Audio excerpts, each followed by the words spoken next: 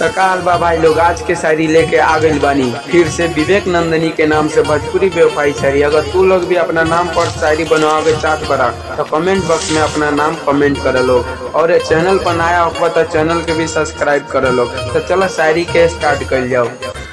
एकरा के धोखा दे के एकरा प्यार में काहो नंदिनी खुश बारू नु कि एकरा के धोखा दे के एकरे प्यार में काहो नंदिनी खुश बारू नु। हई विवेकवा के भुला गेलू कि हई विवेकवा के भुला के पिवा के संग ससुराल में खुश बारू नु। खुश बाहरु तू ससुराल में। तकाल बा भाई लोग, आज के शायरी लेके आ गइल बानी फिर से विवेक नंदनी के नाम से भोजपुरी बेवफाई शायरी। अगर तू लोग भी अपना नाम पर शायरी बनवावे चाहत बड़ा तो कमेंट बॉक्स में अपना नाम कमेंट कर लो, और चैनल पर नया हो तो चैनल के भी सब्सक्राइब कर लो। तो चलो शायरी के स्टार्ट कर जाओ।